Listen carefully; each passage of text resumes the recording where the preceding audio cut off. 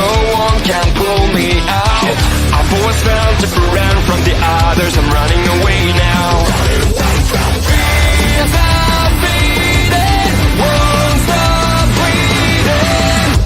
'Cause I'm sick of standing up instead of going down. I'm sick of never being able to cross the line. I'm sick of pretending everything is fine. You got it, you're just a fucking freak like me.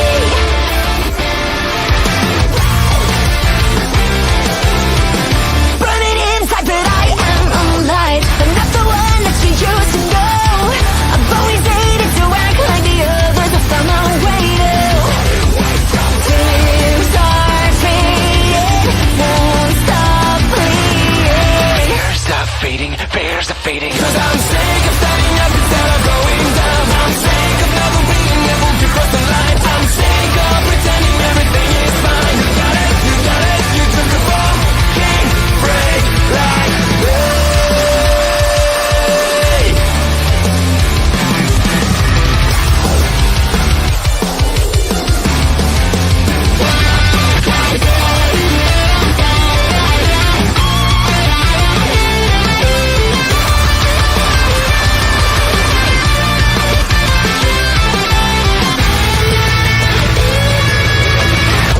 Cause I'm sick of standing up instead of going down. I'm sick of never being able to cross the line. I'm sick of pretending everything is fine. You got it, you're just a fucking freak like.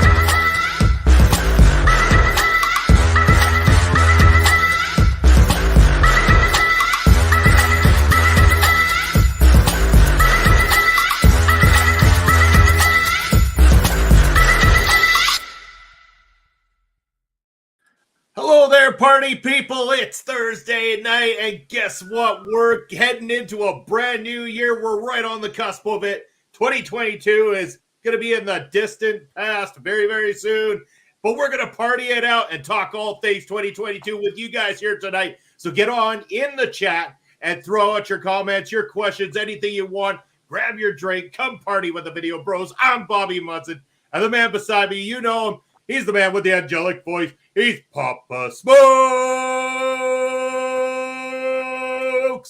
Papa Smokes, how was your Christmas? Hey, Munson. Good to see you. Glad to be with all my wrestling people out there. Christmas was good. It was quiet, kind of the way I like it. And I'm mostly glad it's over. That's right. Mostly glad it's over. Got lots to talk about when it comes to that kind of stuff. And of course, our good boy Basser69, and because he always gets one of these. If you subscribe, you get one on too. So get on at that if you have the opportunity. Ahoy, hoy, gents. Basser, how was your Christmas, brother? Hope you had a good one as well too. And of course, Auntie Woogie joining as always. Take your time out of your Thursday night to join the Video Bros. Cheers to you. Hope you had a wonderful 2022 and, wishing you all the best of 2023 as well. Thank you for all the support that you've given us. Same to you, Basser, all the wonderful support that you both show week after week and day after day. it means the world to the two of us. And this is just, it's going to be a chill stream, Papa Smokes. We're just going to chat, shoot the shit, talk 2022. Anybody who's got questions for us, join on in the conversation because we want to find out how your holiday season has been so far. I'll tell you, Papa Smokes, we'll go back to you in a moment here, but my holiday season has been like one gigantic odd Christmas movie disaster film. Like, I mean, this has been, I couldn't have wrote a better script to this whole thing. So first it starts when we had the really extremely cold temperatures break just before Christmas there. Our furnace cracked out. So we ended up with no heat for quite some time, bundling up little radiant heaters to keep the pipes alive inside the Munson Castle. And holy shit, Bob Smokes, I was fearing for my life at that point in time. But, we were able to get some people in. Furnace was installed. Then we start having to take the car in because the car's having a little trouble. Okay, we get that problem out of the way. Okay, now it's Christmas time. It can't possibly go wrong. And then we get that dumping of snow on Christmas Day. That atrociously thick, heavy dump of snow that came in. Almost got us completely stuck in. But of course, I was like, no, damn it, it's Christmas time. I'm getting out there and I'm removing this stuff. So I got the old scoop. And I moved it all through the back alley, all through the driveway, all this kind of stuff to make sure that we had a running chance at getting ourselves to Christmas dinner at the in-laws' place. We make it there, and I go into the garage to get some chairs for Christmas dinner, and all of a sudden I slip on the top of the steps going into the garage, tumble on down, snap my right foot back behind me, all the weight coming down on it. I cannot put any pressure on this thing for the rest of Christmas. Oh, hell, did it hurt. Still hurts a bit. Try to get over it. But you know what helps with that? Good old-fashioned booze. That always helps, and it helps the party. Every time. But Pop Smokes, any good boozy stories from the last little while? Well, not so much boozy, but I do have a story timely to today. You brought up last week, and also I mentioned on the podcast last week when we did this, it was minus 49, and we had the cold temperatures. Well, since then, out in Western Canada here, it ain't as cold as that, but like you said, we've had two big dumpings of snow. One was on Christmas Eve night, and one was just 2 nights ago, right? The 27th, the night of the 27th. Both times, even by Canadian standards, pretty good amount of snow, like probably almost a foot each time. And yeah, man, I was at my shoot job all day today, and it's a disaster out there. I mean, the streets are completely unnavigable for cars. Not completely, but for a lot of cars, they can't get through it all. So we've been pushing cars all day. Here's to all you people that live where there isn't snow. This is like a Canadian brotherhood, sisterhood that we have up here. Is you don't leave someone behind when their car is stuck in snow. No. So we had some hard pushing today, and we helped a bunch of people.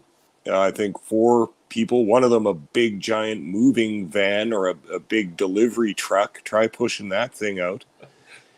And then got finished with that, felt all right and everything. And then on my way home, walked by an alleyway. There's a guy, boy, he's got his car dug right in the ruts in the alley. No. Damn it. No one left behind. Didn't want to do that last one, but had to. Took 20 minutes or so of some shoveling and hard pushing, but we got that guy out of there too. So my back is sore. My jacket's very dirty, but I'm feeling good, and I feel very Canadian today. And at this time of year, quite festive also. I like this week in between Christmas and New Year's because it's kind of like a constant party sort of thing. And that's what I'm here for tonight. Party with my video bro and party with all you guys out there listening. And cheers to every single person who has put behind whatever it is they have going on in their life that night to stop and help somebody out that is stuck in snow, because there is nothing more annoying than going, I've been through this 1,000 times. I know I can get through this. And then boom, you hit some sort of rut inside of that snow.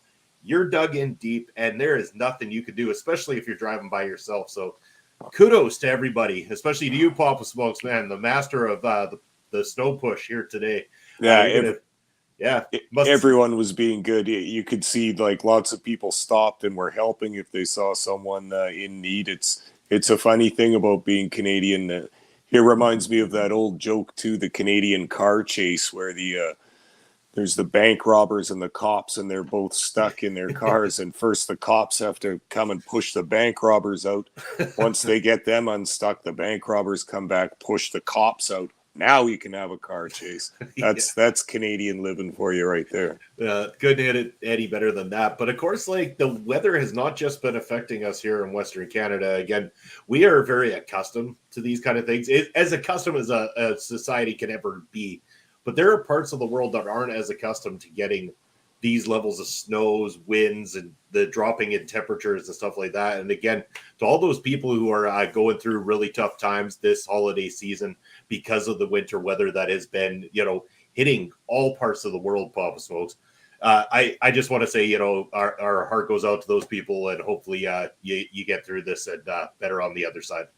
Yeah, for sure. When I heard about Buffalo this past week, my God, I didn't realize it could be so bad. And so many people lost their lives just buried in their cars, unable to get out, dying of hypothermia and dehydration and such. Absolutely awful, man. It really is. And again, that's why you need to be prepared. Again, even living in an area like Saskatchewan, you need to make sure you got the right tools to be there, dressed warm. Make sure you got a blanket in the car. It doesn't hurt to have a shovel. Some of those tools that can help you in those situations when you get stuck. So, I mean, yeah, there's a lot of people that can help you, but it might be 3-4 in the morning, and those people are a little bit harder to find and might not be quite as coherent as they once were earlier in the day. When I was a kid in Boy Scouts, they taught us how to make a little survival package for your car in the winter. And one of the things was you took an empty tin can, like a tuna can, and you put rolled up some cardboard inside that, and then filled the rest up with paraffin wax, and you could make like a very strong candle that would provide light and heat within your car. Wow. Without much smoke. I always thought that was a real good idea. That is real cool, and cool to know you were part of the Boy Scouts. Yeah, you wouldn't think so, maybe. Hey, but I had a good time in the Scouts. I learned lots. Yeah, you bet. Like, I mean, I was never part of the Scouts, but a part of the Beavers. I guess the step before and everything, and yeah, a lot of cool things I learned there as well too. Again, about survival out in the woods, learning how to make fire from scratch. Again, not even talking like, having the magnesium or anything like that. I'm talking about the two sticks together with a little bit of kindling and rubbing the shit out of those things to make that work. That was difficult. Or even making a makeshift barbecue for in the wintertime if you ever happen to be stranded. And again, your candle would come very much in hand. But, you have a candle. You take a tin can over top of it with holes cut in the top. You put that candle underneath, allow it to heat, throw on your meat on top of there. It takes forever. We cooked a hamburger on this thing. Took a couple hours or so to make this thing actually work. But you know what? In case of extreme emergencies, there are those opportunities for something like that to happen. And then you never know what kind of situation you'll be in an emergency. Maybe there's no power. Maybe there's no cell phone reception. You might need to get down to brass tacks like that. And it's good to know a few things. Well, it's good to know that you know those things too, because in a case of apocalypse, the video bros are going to have the best army going for themselves. We'll know how to survive in the woods. Yeah, and all the guns too. That's right, yeah. Yeah, those are going to be harder and harder to find unless you're part of the government here in Canada before long. Yeah, isn't that true? It sure is. But, we're partying, of course, Papa Smokes. We're also going to talk a little bit of 2022, and it's been one hell of a year for us. Again, we've seen the rise of, arena wrestling again, a lot of fans in the arenas. It's been awesome. I think we've seen some of the more exciting wrestling that we've seen in quite some time, especially from various companies throughout the wrestling world. Of course, us being big MLW guys, we've also had the opportunity to have some great guests on the show. And I just want to kind of just recap and just talk a little bit about each of the guests that we were able to have this year. And, a big thank you to each one of them. And we'll start that off again. We'll go ahead and start with Akira Kwan, or again, Tristan Tai as he goes by currently, but Akira Kwan in his time in MLW. What a fantastic human being this is. First of all, again, even in the off-screen portion of we always get the opportunity to talk off-screen a lot of the time with the guests if we're not in a live capacity. In a live capacity, it's a little bit more difficult. Sometimes they'll come in 10 to 15 minutes prior to us going live and we have a chat with them.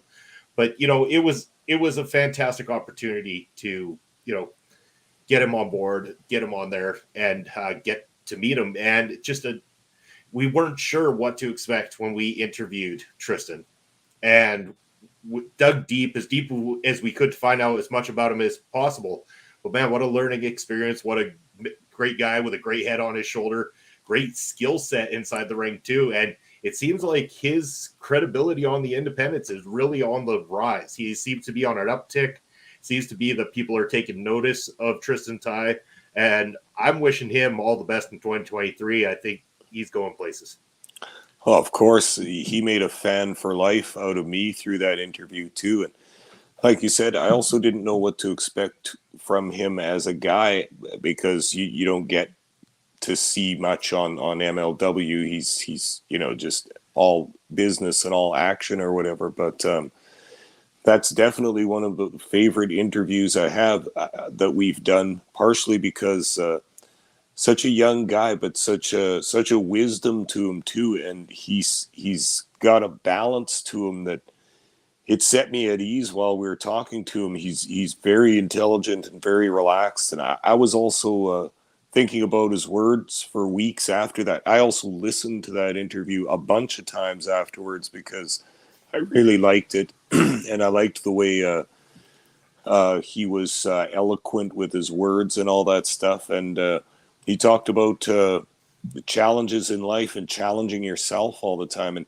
he clearly doesn't back down from any challenge ever. And he told us something about his non-wrestling job and all that stuff, which was in a very challenging educational area. And man, what an awesome guy. And I just love to follow him on Twitter now, see what he's doing. I saw one of his tweets recently that said, "Now that I moved down to Florida, I'm getting more work than ever up in the northeast of the U.S." He's wrestling up in that company in Maine and also in Rhode Island and all that stuff. So you never know where the world's going to take you. But him and Gabriel Sky have been ripping it up on the indies up there and making a lot of noise. People are noticing for sure. And his tag partner, Gabriel Sky, as a result of us being able to sit there and talk with Tristan Tighe, I wanted to find out more about his tag team partner. And so I looked into him. I checked out some of his work again, and I think that he's fantastic as well, too. Again, when you're getting a nudge from somebody who, we like the work of, we're going to go check him out. And that's what I did. Gabriel Sky, again, another name to be watching out for as we head into 2023, if you ask me. Yeah, he's a beast, and he's got his own thing going up in the northeast there. But anytime Tristan's kicking around, they make a wicked tag team, and they're laying waste to everybody in front of them. At this point, it really looks like they have a nice buzz going on for them in that area, and I just can't imagine that greater things are to come. Yeah, you bet. So after we got the opportunity to talk to Akira Kwan, aka Tristan Tighe, we got to talk to a very, very, very fun, energetic, and very cool human being in the form of Dr. Julius Smos.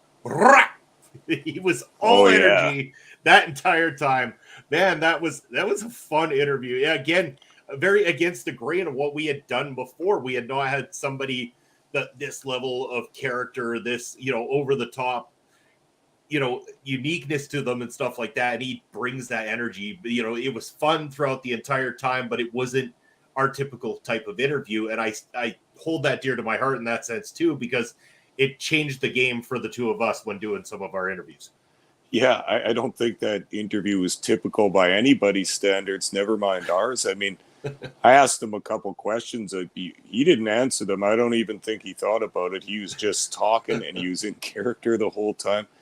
And he speaks with that a lot of the times in a real street slang kind of thing. And it's just Wow, I got to try and follow what this guy's saying because he's going off right now, and I don't know what the hell he's talking about. It was a whole bunch of fun, and he's such a cool guy and such a nice guy for doing that too. Yeah. Very unusual interview, but one I'm very proud that we have on our channel. Yeah, you bet. And again, in talking to him in the lead up to that interview and stuff like that, like he was just always getting back to me. Always a cool guy.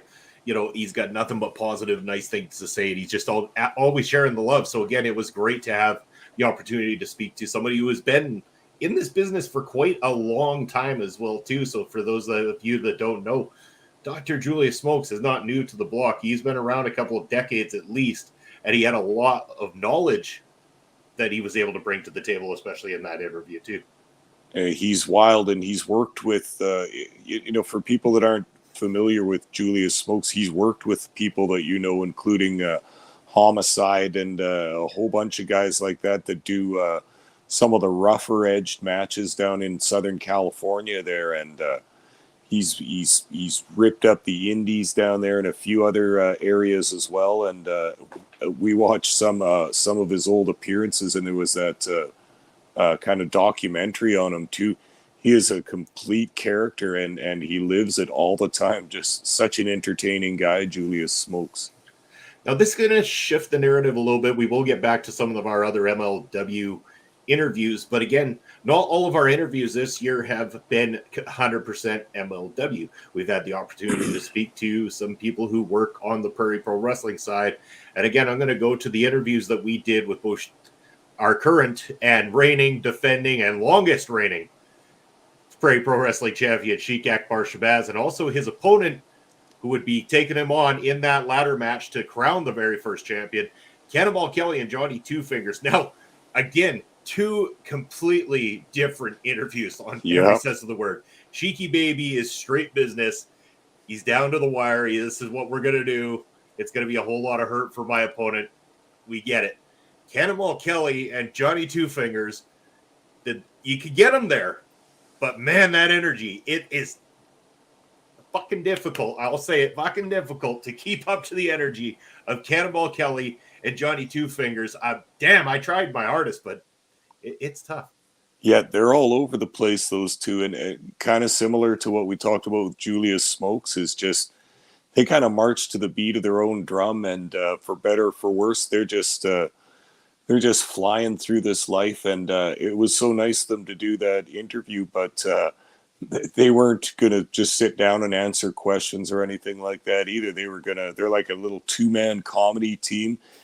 They were going off all over the place, but then if you remember, though, it wasn't all laughs, because at one point it kind of turned in Cannonball's mind, because we said, what are you going to have to do to Sheik Shabazz to get this win? And you kind of saw the smile drain off of his face, and he said, I'm going to beat him like worse than I've ever beaten anybody. And it went on from there. But I mean, you saw the look come on his face, and it's like, oh shit, we got a match coming up here.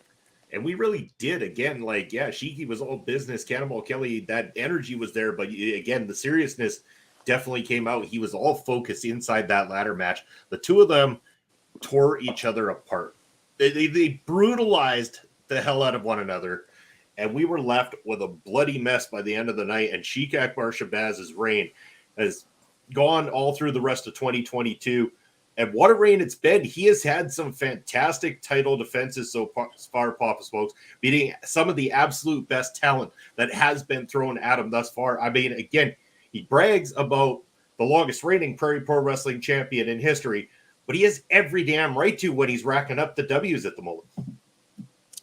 Yeah, and I mean, we saw the match in which Sheik Shabazz won the title in that ladder match that we were just speaking of against Cannonball Kelly.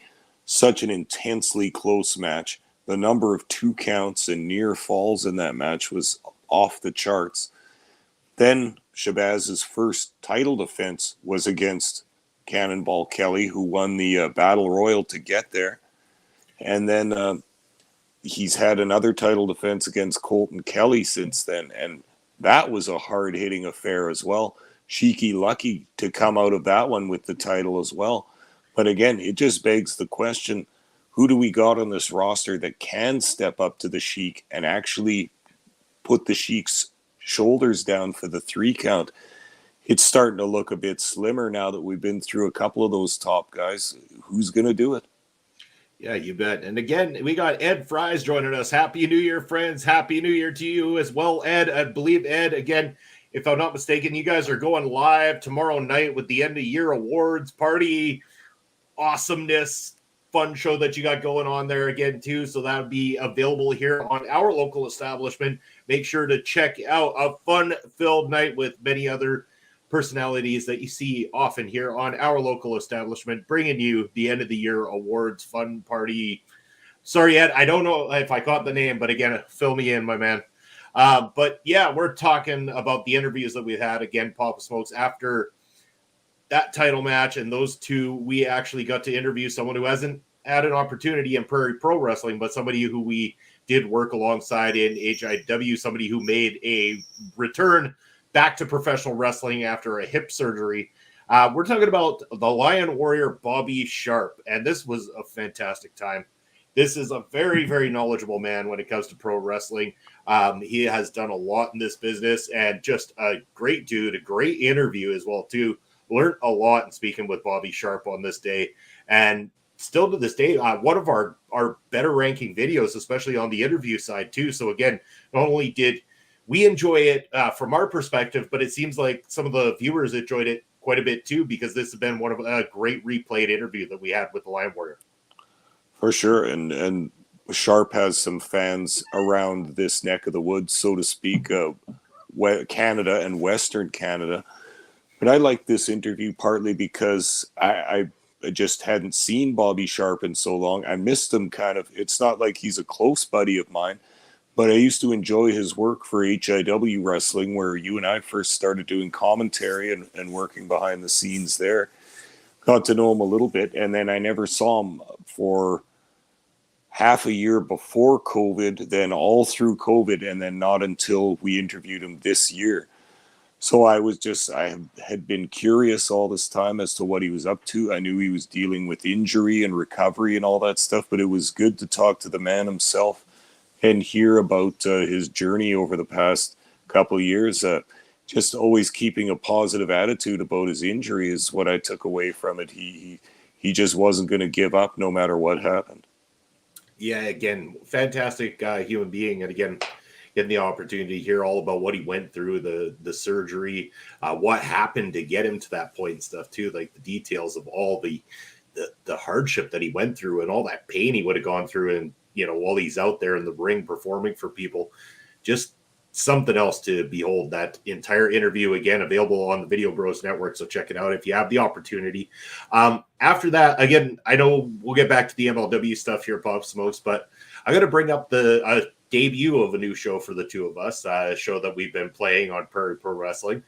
This is a new 10 to 15 minute interview show where we get to talk to people that are going to be in the main event at a Prairie Pro Wrestling event coming up near you.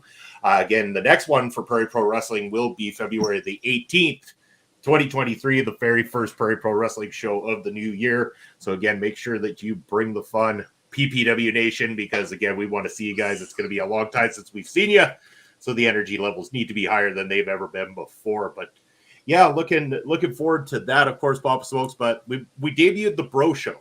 And so, again, we're going to have more episodes of the Bro Show coming up hopefully soon, especially leading into February 18th. Again, we got that big tag match coming up where Sheik Akbar Shabazz and El Assassino are going to be teaming up to take on the team of Cannonball Kelly and Colton Kelly, with the stipulation that if Cannonball Kelly or Colton Kelly pin the Sheik in this tag matchup, that person will now become the number one contender and get a shot at Sheik Akbar Shabazz's Prairie Pro Wrestling Championship.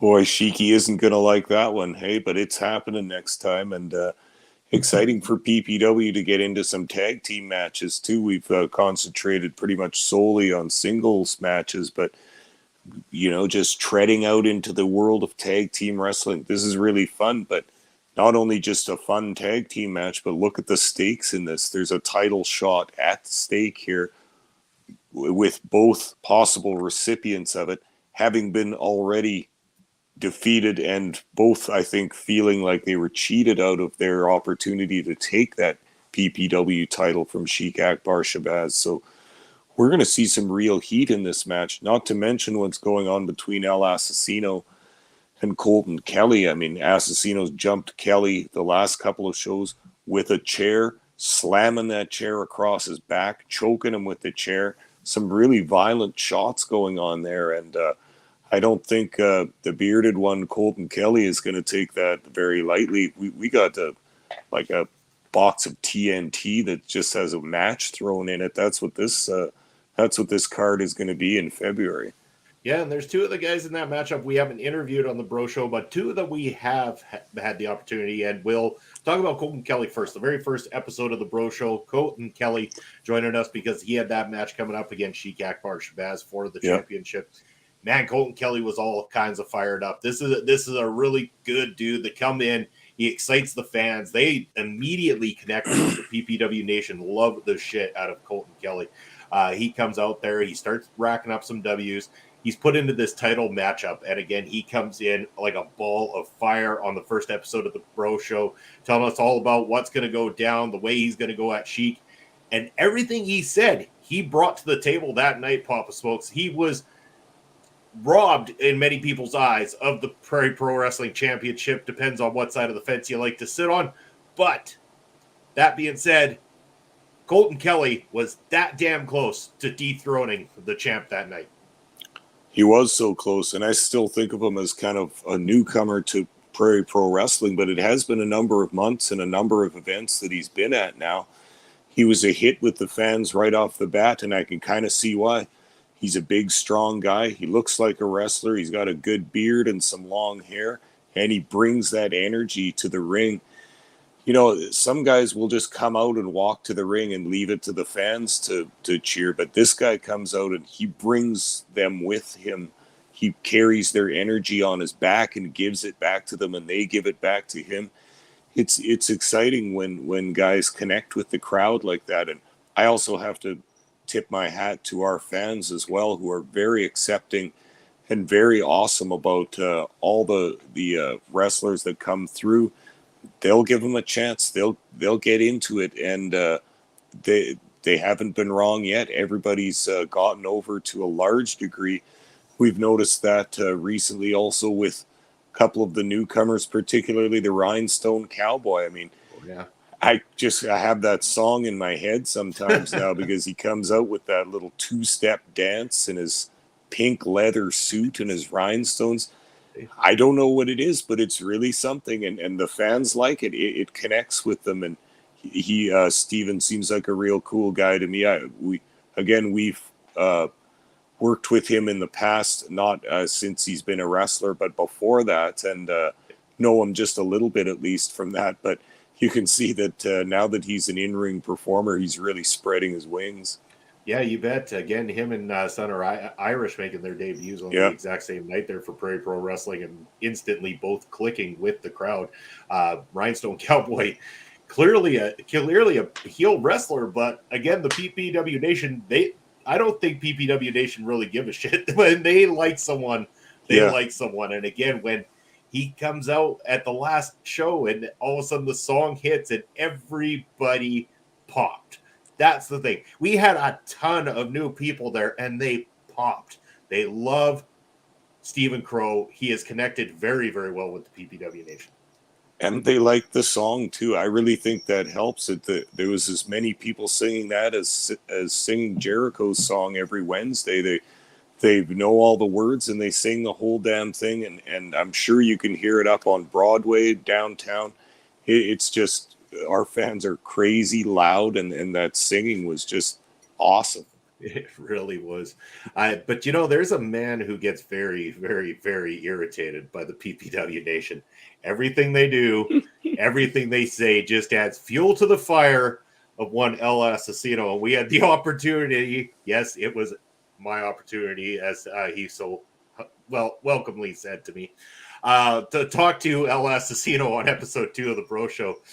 This was an interesting one, Papa Smokes, because I definitely took a verbal beating for not being up to par with what I was supposed to be saying at the beginning of that show. A little slip of the tongue really cost me in the eyes of El Asesino that night. Well, you know that there's a kind of unspoken bond between myself and El Assassino, and I knew we were probably going to have a couple runs at you at some point, Munson, but he just pitched a fastball right down the center of the plate, right off the bat, and Assassino was swinging all day at that one, and it just kind of went from there. But you know, that's another one of those interviews where we don't usually have a subject that is so acrimonious or that has a little bit of a personal beef with you or I, probably you, but at any rate, it makes it a bit more difficult. But him and I had a nice chat, and I saw you nodding a few times during that. Hey, you know what? It's always good to hear from him because, again, I will not take away from the accolades of El Assassino. Everything he said was true. You know, a heavyweight champion for well over a year here in Saskatchewan, knocking off top contenders. This guy has gone toe-to-toe with some of the biggest names in the business today. This is no slouch inside the ring. El Assassino is a complete shit kicker, and I will not take that away from him. His in-ring ability is almost untouchable when it comes to Western Canada. I can't deny it.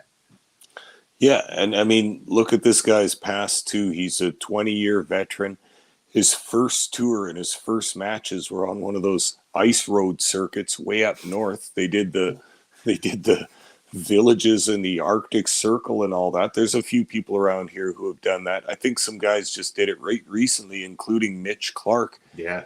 But this is Assassino when he's a teenager still, and still under that name and with a similar but different mask and all that. But that's where he cut his teeth, was up north there, and maybe that's a good place to do it too, instead of in front of your friends and family and all that stuff, if you're nervous or if you think something's going to go wrong. But he also got the education of a lifetime as far as wrestling goes up there too, because I heard some of the stories. He had the smart mouth even back then, if you can imagine that, and really said some stuff that got some heat with the fans. And I remember him telling me that the vets were all saying, "Hey, when we walk out of this venue, put your jacket over your head."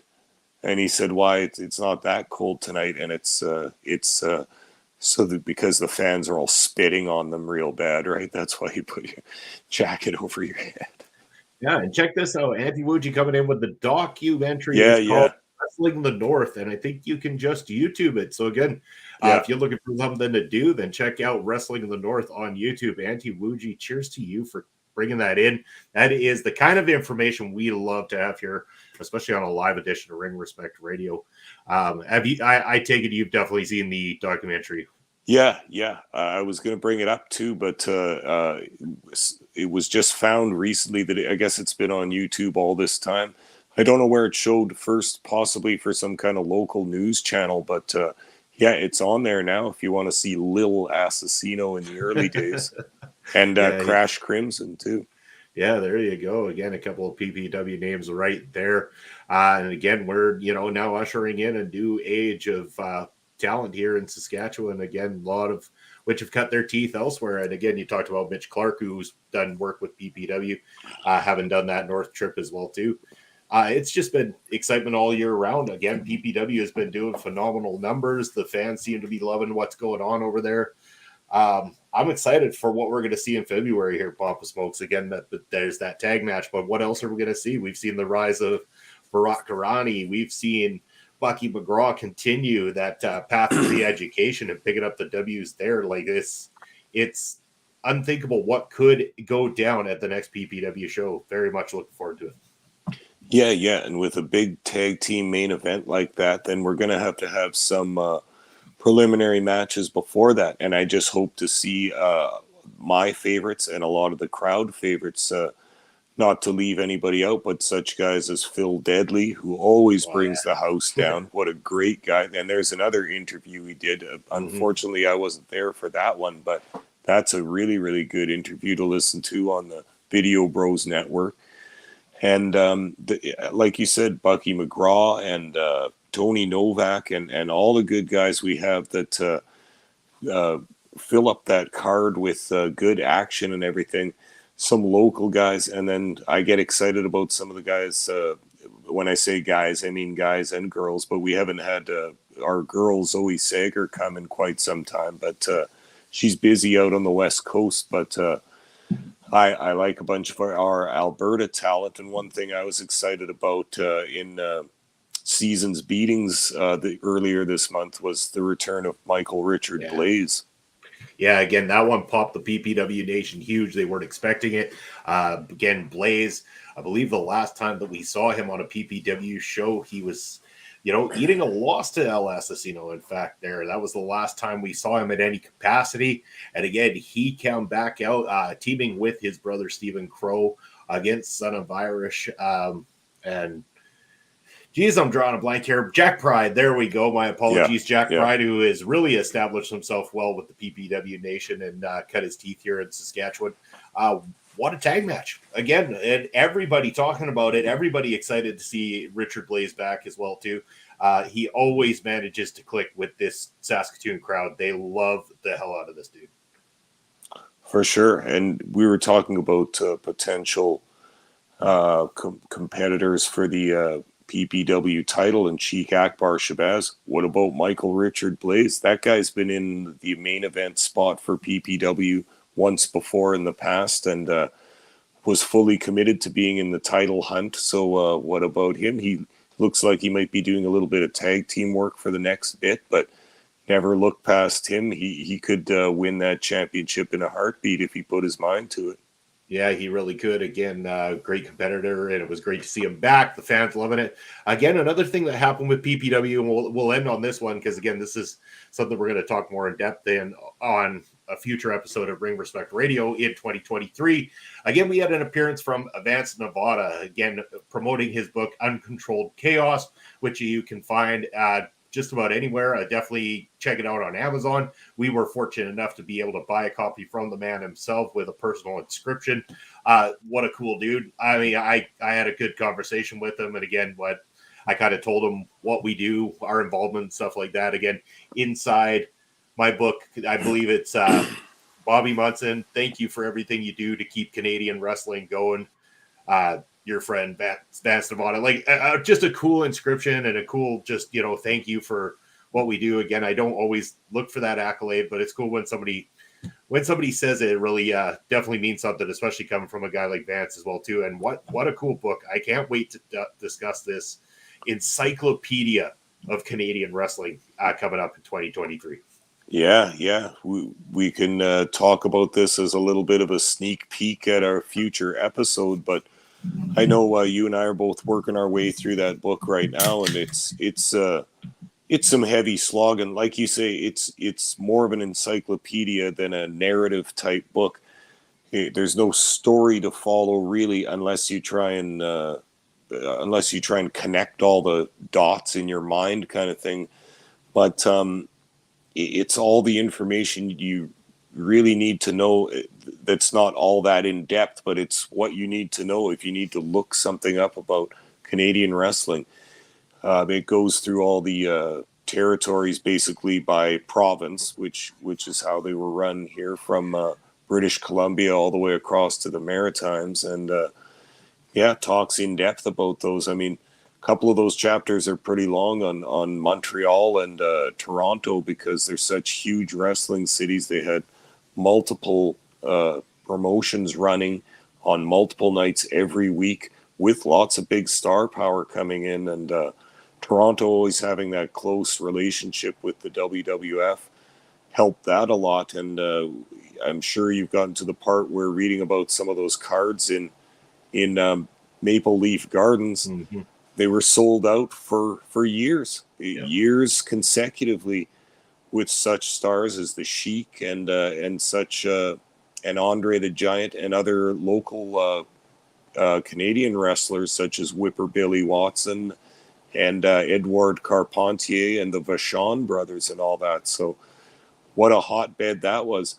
I imagine when we do our episode in the future that we'll probably concentrate more on the Western provinces or our own home provinces, but so it's also fascinating to read the full history of wrestling as it came up in Canada, from the first promoters that ever thought of throwing fights or fixed fights right up until modern day. What an accomplishment it is from Vance Nevada. That had to be so much research, and I can't wait to pick his brain and talk a little bit about how he put this whole thing together.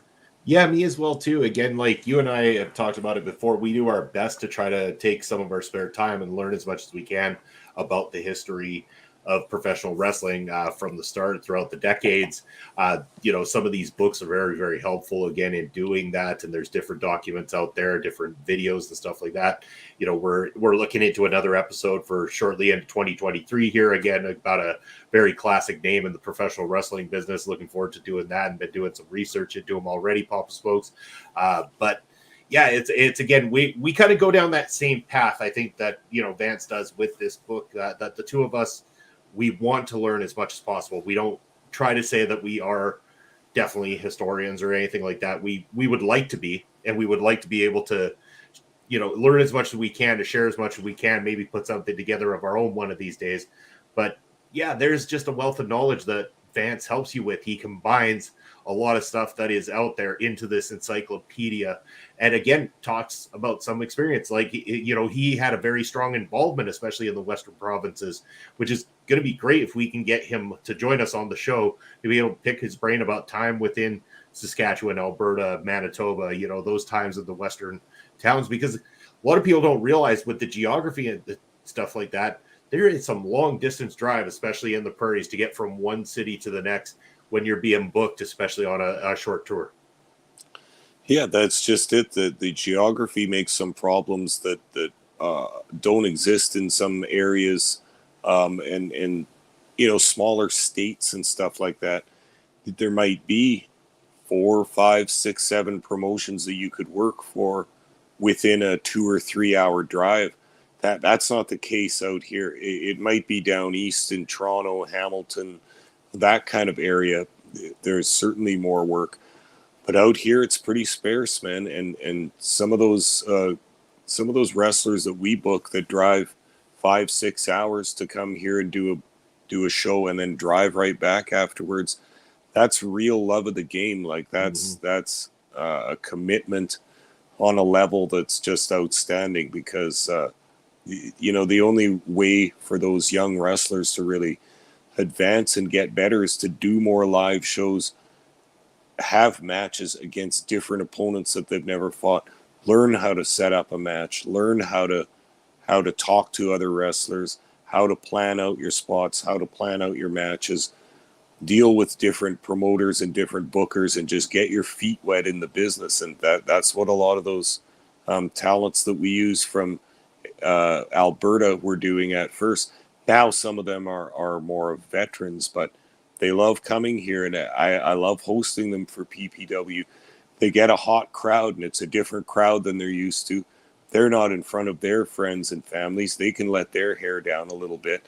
And, what's so bad when place is sold out of beer and the fans are hanging off the rafters, and it's a giant, massive, loud party.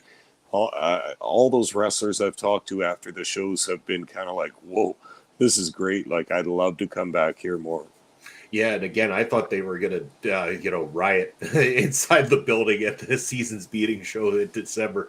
Didn't expect that kind of crowd, that level of energy, and the level of energy continues to increase with each and every single show that happens to go down. Man, these people are wild, and I'm gonna pull back the curtain just to touch it. I'm not going to name any names here, so as to protect who's talking to me, but somebody involved with the shows, whether it be management or talent in the ring, says to me backstage the one day, Saskatoon, by far, of every city I've ever had an opportunity to do some form of show in, is in my top 2 favorite audiences that I have worked ever. He said these people are complete energetic assholes, and I fucking love them for it.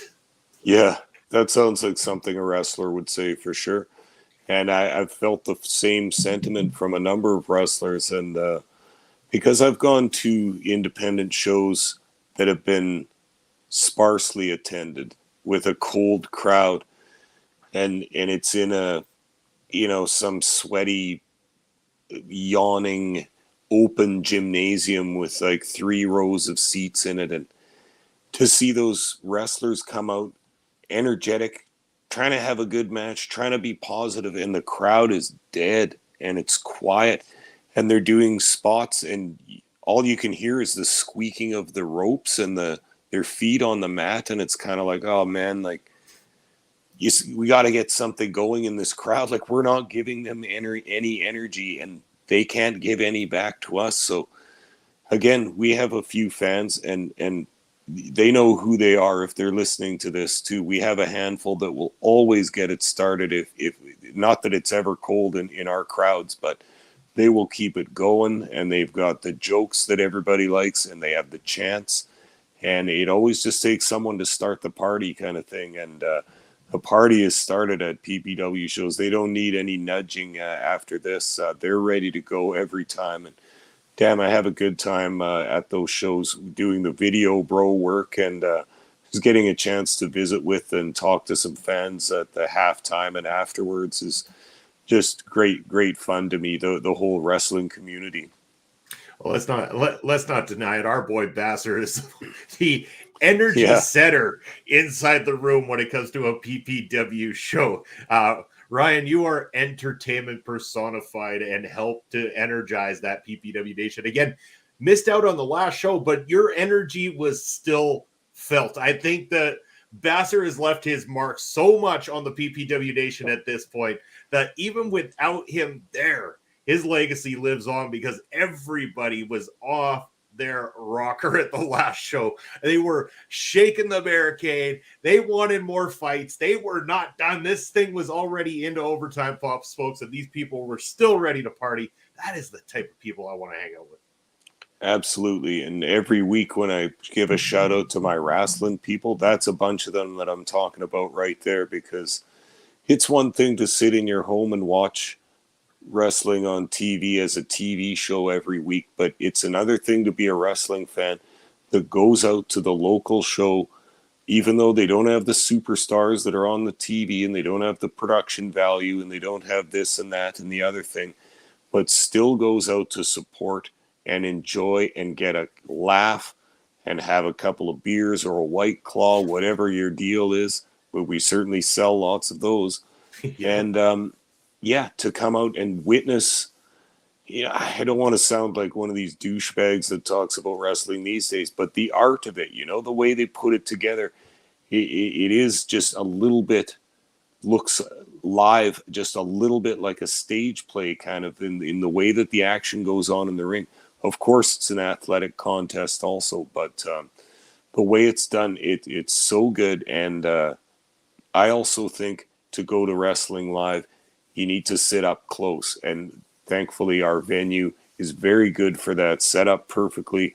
Most people have a very close view of the ring, but the sounds, the sights, hopefully not the smells, but you know what? The wrestling has a smell too, and you know what it is? It's hot dog, water, cigarettes, and man sweat. And that's a wrestling show. And I like that smell too, because that means I'm at the good old wrestling show. And that's how I feel about the crowd and about the experiences with PPW. Come out and see it live. It's the best.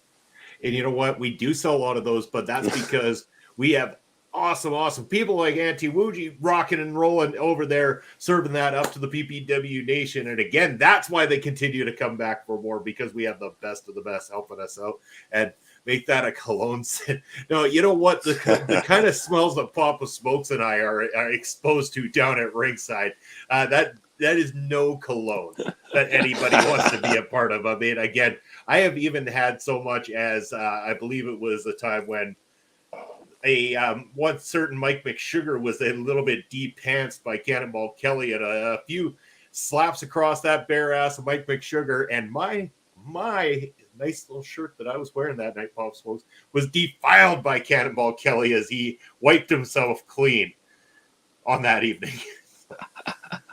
Again, not scents that we want. Blood, sweat, and tears, and also a little bit of something nasty. That's what it would be, but definitely not a cologne I'll be wearing anytime soon. That's what you get, but Mick Sugar will get you no matter what. And we've talked about it before. His entrance has gotten a lot of people, myself included. If he recognizes you, it sees you sitting by yourself, he might just come over and do that lap dance, and he's straddling you and he's grinding on you and everybody's laughing. It's kind of a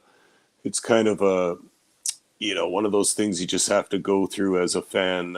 He'll get you at some point. And as a camera guy, sometimes you just have no choice in the matter. You got to get that best shot. Sometimes that best shot is up close and personal with Mike McSugar. But yeah, we had other interviews as well too. Pop Smokes, getting off the topic of PPW, going back to the MLW side, we've been privy to a few of those here this year so far.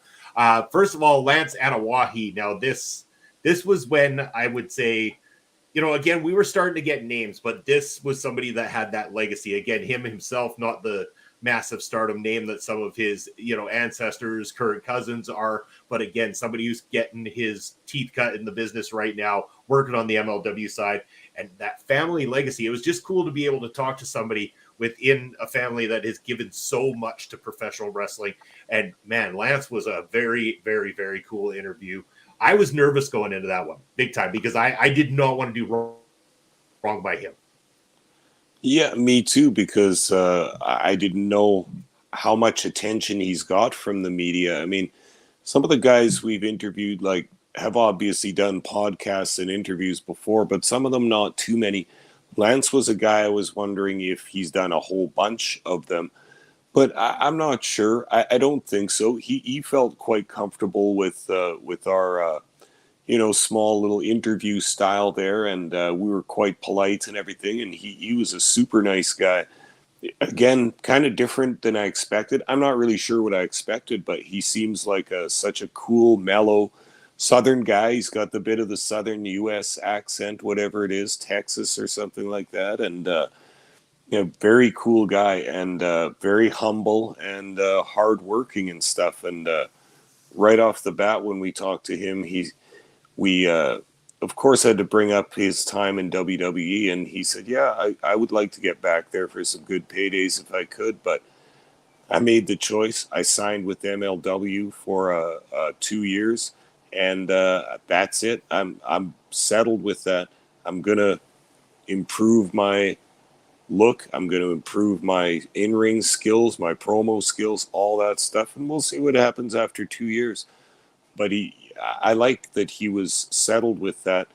I'm sure MLW doesn't make you the best money in the world or anything close to that, but it is a place where you can develop, and I've heard a number of people say that it's a good place for indie guys to be able to get experience with doing TV and still have some modicum of creative control on their own persona, so that they can develop that just in case or before the big companies come knocking.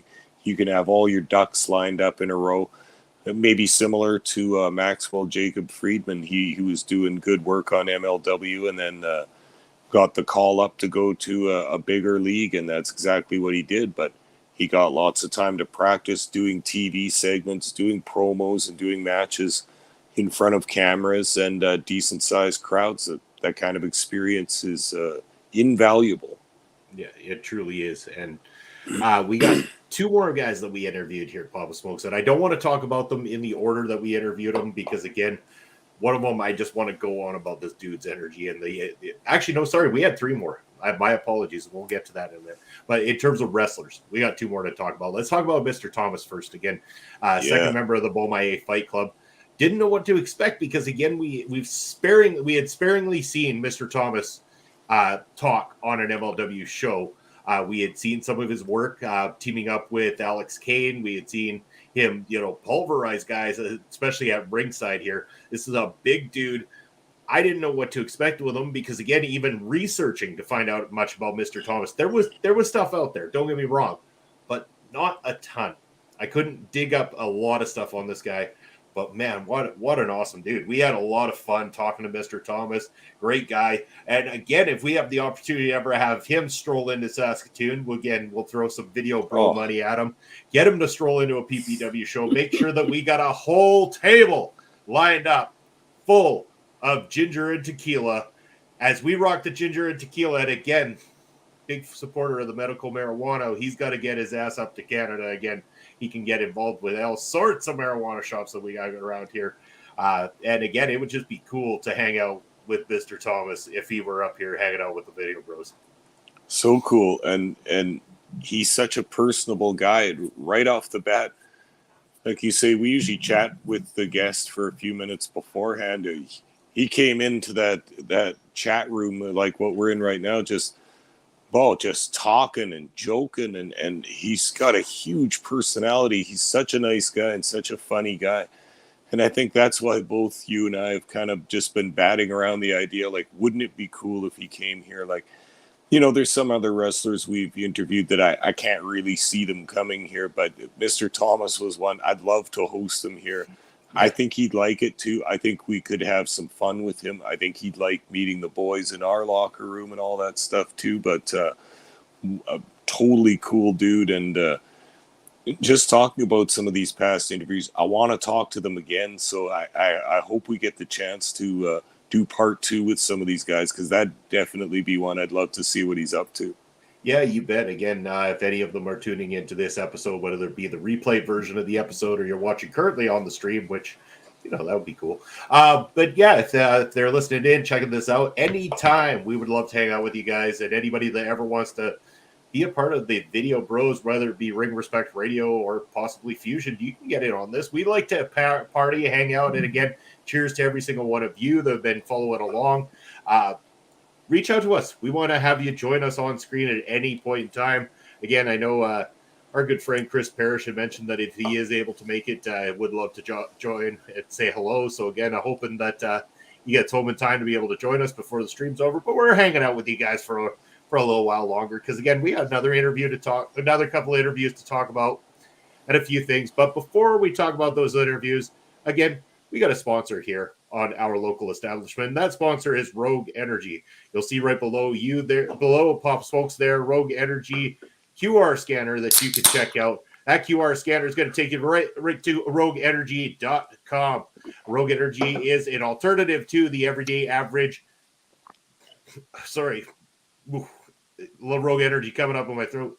But it's an alternative to the everyday average energy drink that you get in the stores. If you want a no sugar, very tasteful, vegan friendly alternative, then Rogue Energy is right for you. Use the promo code OLEPOD and get 10% off your order. And Pop Smokes, we're going to cut to a 49-second commercial for our friends at Rogue Energy, and we'll be right back to join you party animals for more Ring Respect Radio.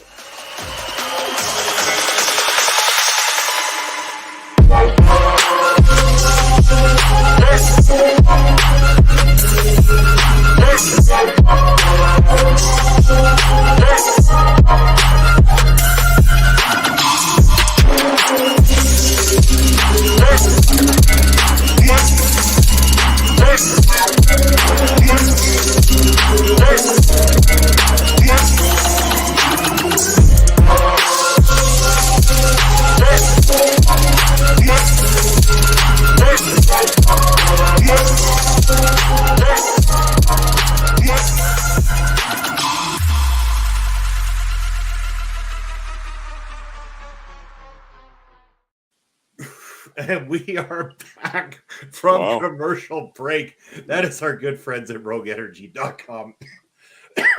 Boasting with flavors as we continue the party here. Papa Smokes talking all things 2022. I wasn't up to no good on that commercial break. Yeah, sounds like you've been having some flavors over there, Munson. I've got my own version of Rogue Energy going on here, Papa Smokes. So yeah, it's a little pineapple-y, that's for sure. But as we continue to talk about our year that was 2022, we're talking about some of the interviews that we had, and now we're going to go to Mr. Energy himself. And I'm talking about a guy who probably been packing some Rogue Energy down to keep that energy level high. He is the leader of the Bomaye Fight Club. And again, you can see him on the beginning trailer right away because that's the kind of energy we like to bring to the show. And he loved the energy we brought as well, too. I'm talking about the man, the holder of the Bomaye Cup of the Gods, Mr. Alex Kane, the Suplex Assassin. Man, this was an excellent interview. Getting the opportunity to talk to Alex Kane, this is a man on the rise, and if he is not on your radar in 2023, then you've been sleeping on Alex Kane, because this guy continues to not only get better in the ring, but his mic work is absolutely phenomenal. And he brought all that energy to our little show here, Papa Smokes. He could have written this off as just, another average everyday podcast, but he liked he was digging our energy, digging our vibe. And again, he brought that to the screen that day as well, too. Man, Alex Kane, I love all our interviews, but this one is a standout for me. I really, really proud of the work what we did here with Alex Kane. Yeah, for sure. Not only the work we did, but like you say, he brought the energy to the thing. He was watching for the cue for when the video ended, and then as soon as the video starts, boom, he's yelling, and yeah. it pumped both of us up too. I mean, you can't help but be infected with that energy.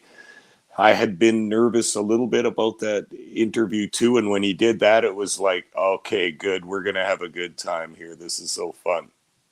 Yeah, it really was that whole boom, I'm in here. I love that line. That is my favorite line from any of our interviews. That's why I chose it to start off the video screen that happens both on our YouTube channel and on the Video Bro Bobby Munson Twitch channel as well, too, because that energy level just can't be matched. And that is Alex Kane. I mean, he is all energy all the time, but only that, he's a fantastic wrestler. We've seen this guy on the rise. Yes, he lost his National Openweight Championship to Davey Richards, but it was a hell of a battle. And again, he very well could take this thing back, because again, he continues to rise, continues to beat down opponent after opponent. If it isn't Davey Richards he ends up going after, I could see Alex Kane going straight towards the heavyweight champion, Alexander Hammerstone, very, very soon. I could totally see that as well. And Kane did nothing but raise his stock in 2022. I mean, not too many people had heard of him or very widely had heard of him before MLW, but since then, like you say, he's reaching people's radars, and it's because he's got that outgoing personality, and as a heel, he lets that just blossom all the time. He's a smartass. He insults all his opponents. He's got funny jokes. He's a badass heel, and not to mention his ring work.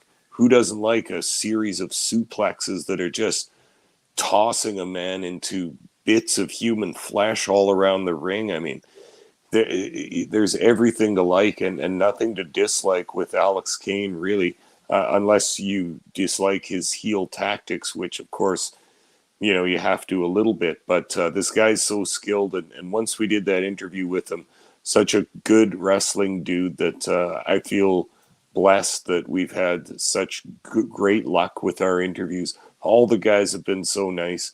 Nobody's been too busy for us or standoffish about it or anything like that. Just good dudes that want us to help get them out there, but are also helping us to get out there too. Yeah, I always feel like they're helping us more than we're helping them. But again, we will continue to sing their praises. Every single person that ever comes on our show, we will always, always be putting them over now and for forever. And another man we're going to do that for, Papa Smokes, is the most recent interview that we've done. And again, this was somebody that on a personal level of what we learned, whether it be on the screen or when we had a conversation after the fact, I felt like we were in a learning session as well as a friendly conversation as well, too, with Rich Bocchini, somebody who has been on the commentary team of MLW, spent time within WWE, both in NXT and SmackDown main event. He's done a lot of work. He's also done work with Defy. He's had to work in Dragon Gate as a fill-in as well, too. So this guy has world traveled on the commentary. Also did this for, a hockey team in his local area as well, too. And again, the stories he was able to tell, the information that he had picked up over the years, and the things that he was willing to share with us and teach us was more valuable than anything almost ever done for us on any one of these episodes that we've done. Rich Bocchini, by far my absolute favorite in terms of what we got to take away from this conversation? Yeah, this was a climb up the learning tree for us for sure. And I was excited to have him on because he's not only a fellow commentator in wrestling, but one of quite some note as you listed some of his past accolades, not only in ice hockey, which he's worked for a number of teams, but he's worked all around the country for all kinds of different promotions in wrestling, from the high levels to down to the small indie levels. He was telling us about a couple of those shows he works at that are extremely small, but he likes the guys that throw the show. They treat him good. He has a good time. He gets paid, so he likes doing it. And he gave a great perspective on a commentator's life. I don't think he was going to recommend that too many people start this as a life, but at the same time, he knew that we were so interested in the art of professional wrestling commentary that I believe that he knew, and he steered it towards that a couple times to just give us some little nuggets of advice. And it was so much help and so great of a guy to take time out of his busy schedule to talk to some youngsters, some fledgling commentators that could use a bit of guidance from a true professional like Rich Bocchini. Yeah, it was an amazing time talking to him again. This is definitely one guy that he said to reach out to him again and set something up, whether it be just a conversation or we do another show with him. This is somebody I definitely want to 100%. Not that I don't with anybody else, because don't get me wrong, every single person I would have on our show again and again and again. But Rich Bocchini definitely, because again, I just think that there's so much that we can learn and absorb, and he just seems like the kind of guy that we can have that same conversation about pro wrestling. Like, he seems to be into a lot of similar things that we are when it comes to wrestling, and he was able to just show us different things, again, like talking about the things that you can do if somebody's in a rest hold and stuff like that, or the fact that you don't have to know the name of every single move, not throwing it out there like you're some sort of encyclopedia of move sets and stuff like that. Your job is to get the wrestlers over and make the moves, the big moves count, the spot moves count, and stuff like that, while telling a story in between. And I took all those notes down. I absorbed it. I've been listening more and more carefully to even more commentators along the way. Just absolutely love this. And I have gone back to this interview several times, Papa Smokes, to the point where I'm sure before long I will have this interview memorized. Well, it's well worth it, I think, because like you say, this was one of the ones that anyone can take something from, but especially, especially guys like us that are fairly in the first years of doing commentary, especially on mic and live sometimes too. It ain't easy. Every fan thinks they could do commentary, but when it's a whole match and then another one and then another one and another one, it's not easy. And Bocchini understands that. He was telling us about how he started practicing when he was coming back from the hockey games, just with one of those portable cassette tape recorders in the microphone. Yeah. And he'd just be driving for 3 hours and he would just call a hockey game, making it up in his mind, or else listening to it on the radio, but doing his own commentary to it and then listening to it later. All right, I like that part. Yeah, that sounds cool. Not going to say that again, and that part can be taken out, but the rest of this is okay, and et cetera, just working on his craft, trying to improve all the time, taking as much time as he can to listen to his own work and see what he likes, see what he doesn't like, and that's what, we and other commentators in this business have had to do as well. Try and learn from, take some cues and learn from some of the greats, but also listen to yourself and see what you think is good, see what you think isn't good. It's just a work in progress all the time. Yeah, it really is. And again, just so much that we were able to absorb. And I think that that's going to carry over well into the next matches that we start calling with Prairie Pro Wrestling. I think that that's going to help us up our game there. And again, we've taken a little bit of a break these last couple of weeks from full-on Saturday matchups, because, again, giving everybody a little bit of breather around the holiday season.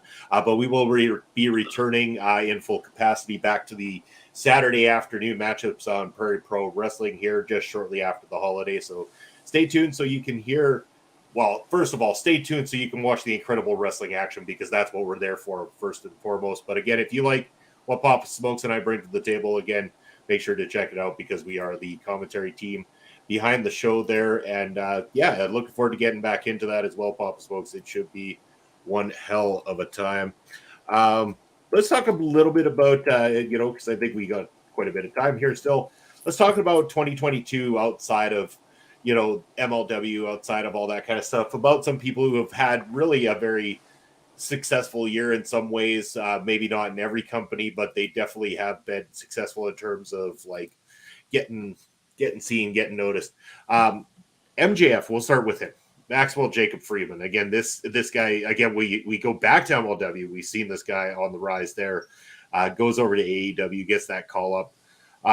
He worked with what he was given. He's continued to rise, continued to make himself look phenomenal inside that ring.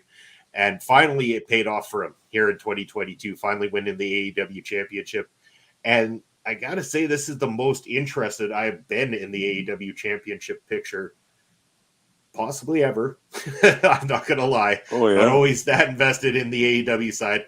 But I'm interested now because I'm interested in everything that is currently going on. And again, then we had Ricky Starks come out, somebody that, is stood out as a young up and comer before, mentioned again on the show by you. I know that you've talked about Ricky Starks in the past as well too, and he comes out with a phenomenal program with MJF. And again, I think a lot of people were even clamoring for more, almost like they shouldn't have won and done these two right away like they did, that this one could have carried on going into 2023, giving a very interesting opponent at the start of MJF's run as the champion. For sure. And isn't it interesting that both of the stars you're talking about right now were seen by us on the smaller companies before they made that jump to Tony Khan's company? So interesting to see them on the smaller stage before they jump onto the big one. But you talk about MJF, I mean, that's when I was thinking back to, get ready for this podcast, thinking about the year in wrestling, it's MJF's one of the big success stories of the year. I mean, think of where he was earlier this year. He was sitting out because he wasn't happy about his pay. He wasn't getting used on TV. He was off TV and off their show for how long was that? 8 weeks, 2 months or something like that? It was a few, actually, if I'm not mistaken. He was definitely quite a bit more time than you would expect for him to be off the air. For sure. And as you might imagine, that cooled him off to a significant extent. But then he managed to make his return. But of course, his return came on a night when there was much bigger news coming out of the company than MJF's return, with all kinds of locker room brawling and biting and dog kicking and eye punching and wig pulling and all the rest of it that was going on in this backstage brouhaha. And all those things came from Kenny Omega. Yeah. And so even MJF's return was overshadowed by that a little bit. The fans were much more fascinated by what happened in the backstage incident. So, I mean, he's battled back from some adversity, and I think it was smart that he sat out to get the money that he wants and deserves. He took a back seat to a lot of incoming ex-Vince stars who were making all kinds of big money, whether they deserved it or not. And MJF's now sitting in the back seat, the 8th best paid guy in the company, or the 10th best, and that's just not sitting right with Maxwell. And I think he's right to do that as well. Yeah. So that whole time he sat out, it cooled him off, but he made it back and made it right back to the top. And then he's obviously been busy the whole time. You can see the difference in his body. Man, does he look good. He's got the muscles and the definition going on now. He looks like a pro. His promos are fantastic. He's so good at creating heat in a crowd, live audience or TV audience, doesn't matter to him. He'll get them steamed right up, and he's made himself into perhaps the biggest heel in wrestling I would say so, unless you want to say Roman Reigns by his position at the top of that company is kind of the biggest. But I would say the slimiest and most hated heel in wrestling is MJF by a long shot. Yeah, and again, that's why I can't go the other direction. Again, Roman has been very successful, and I'm not going to take anything away from what Roman has done, what he's done to keep WWE on the map, especially through such a weird year that we didn't expect to see. But he's not full on heel like an MJF. That's the thing. Yeah, it doesn't matter what he does because there's a cool factor to the bloodline. Because they got Sammy doing, some great comedy bits. Again, I know not everybody's on board, but what Sammy has been pulling off has been very entertaining over there. But it kind of borderlines them to the point where they're not full on heel. They do dastardly things, sure, but they don't draw heat like MJF draws heat. And MJF, when you think that you're getting behind him and feeling sympathy for him, that's when he just pulls you in and draws more damn heat. We saw it when he was doing the stuff with CM Punk. He had the emotional promo that it's like Punk comes out, or like, what's this? Like, are you serious about this kind of thing? Like, to the point where, like, I don't know what to believe anymore. Like, that's how good this started to get. And every single time that slimy prick manages to get you just roped in enough to burn you. And he is so damn good at it that he is possibly the only real heel in professional wrestling today. Yeah, he's done a great job, and again, it shows the value of looking to the past in wrestling, looking for the gimmicks that really drew heat. And we all know that Friedman is a huge student of the game. All the other wrestlers say when he gets in a room with wrestlers, he'll go to the vets, to the old guys, and start talking. Hey, man, what was it like, drawing heat here and there? He's all full of questions, and he's a student of the old school, pardon me. And look at the dividends it's paying for him. All the other guys that say, I don't need to take advice and I don't watch that old crap and everything. Yeah, that's why you're not over. And that's why Maxwell Jacob Friedman is making all the money. He's got the connections to talk to the old wrestlers, including, while he was still alive, Roddy Piper and the other guys that drew nuclear heat, the guys that were getting death threats, getting stabbed, getting shot at with guns, getting attacked by the crowd and the fans. It's not like that anymore. It's a lost art. So a guy like Friedman that looks to the old wrestlers for advice is one step up on his competition. He really is. And again, you talk about guys who look to the old school and manage to get themselves over in a modern audience. Look no further than FTR. Again, maybe they're not the current champions over in AEW, but everywhere else they've walked this year, they were the tag team champions of, and had arguably 3 of the top 10 best pure wrestling matches. I mean, not pure wrestling matches, because honestly, one of them ended up gimmicked up. But as far as tag matches go, as far as matches in 2022 go, FTR killed it, especially against the Briscoes, in 3 of the absolute best matchups you can have in tag wrestling today, including making a tag team dog collar matchup not a pile of garbage. Yeah, that one I'm not as into, but those first 2 matches I really, really liked, without gimmicks, just a straight up match of the 2 hotshot tag teams in the business. And I mean, I say that, and it's most people would name other tag teams as the hotshot tag teams in the business, but no question in my mind, these 2 are the Cadillacs of the business in terms of tag teams. You want to see these 2 going at it. I don't care who the more popular teams are. The ones I've seen on TV haven't measured up to FTR or the Briscoe brothers. So put these together, and it's just absolute magic, because they got it going on in the way they can work together in the ring. Yeah, they really do, man. And again, this is why the Briscoes need to be on regular TV as well too, because these guys get tag team wrestling. Everything I've watched by them, at least most things I've watched by them, I am thoroughly entertained by what they bring to the ring. They get it.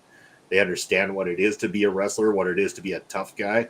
And that's why I think they click so well with a team like FTR. These are 2 completely different styles, but two teams that are smart enough to understand how to make those styles work and make it exciting. And again, 3 times that they went out there, again, arguably dog collar matches. They're definitely not everybody's cup of tea, and they're not always that interesting, but that could have been a complete disaster, and it definitely wasn't. So again, accolades to guys who used it, used a gimmick in a way that didn't get lost in the mix. And that's the problem with gimmick matches today, is that a lot of the times they are used, and then gimmicks within gimmicks are used way too often, which then just really dampens the importance of what a gimmick match is there for in the first place. And we're starting to see a bit of a trend coming in. Again, even Triple H over at WWE is now stating that he wants to get away from some of the gimmicked up premium live events. He doesn't want to put on Hell in a Cell premium live events where you have to forcefully put 3 to 4 Hell in a Cell matchups on the same card because it takes away from it. Wow, who would have thought that kind of genius thinking would click and work in a modern era? Like, take something away a little bit so that when you give it to somebody, they'll get excited about it for once. Yeah, I always thought it was weird to have a whole card of cage matches, like whether any of the combatants were mad at each other or not. You're having a cage match anyway. It doesn't make any goddamn sense, but yeah, I can't comment too much on WWF because I don't follow it, but from what I hear, Triple H is kind of polishing up the way things have been done recently. I also hear that the old man is coming back at some point too. I don't know what to believe, but I'm not going to put too much stock in the rumors of the dirt sheets out there on the internet, but very interesting year, especially with Mr. McMahon retiring at one point under the scandal that has arisen. And as we've heard recently, it's more serious than we knew at first. More allegations have come out, more money they found that was paid out. Is it at 20 million now that he's paid out in hush money, or 15 million? It's some large amount like that. And there are more serious allegations against him than that. So still going to be a battle for Mr. McMahon to stay in the business, I think. Yeah, it really will. And again, I think it'll completely backfire on the entire company if it happens. And again, the problem is you can't really stop him when he's still a majority shareholder. If he wants to walk back in tomorrow and fuck the whole thing up, he can go ahead and do that. And yeah, it was a shock to the world when he said he was retired. People are starting to get back into the swing of things. Like, okay, again, it's not completely polished up. It's not completely 100% perfect, but there's corrections being made. And I think that's what's drawn a lot of people back into the product. And yeah, throw that little bit of Vince McMahon back into the mix again, unless somebody has him under control and has a reason for him to be there. I don't think people want to see him. And that scandal it's massive. Again, we've kind of known Vince McMahon to be a bit of a womanizer. I mean, he comes across that way, whether it be the character on TV, but again, a lot of these characters are amplified versions of what real people are sometimes when it comes out there. And it never shocked me that he was that type of person. But again, it's the money laundering and the payouts that he's taken away from people, and the millions of dollars, dude. Like, how sick does it make a person to know that there is all these problems across the world, people starving in third world nations, the struggles with, not having homes and stuff like that, people on the streets, people looking to be able to pay their damn bills. And Vince McMahon can go drop millions upon millions of dollars for his little fuck friends to keep quiet after he goes and screws them in the office. Like, it's kind of a piss off. Yeah.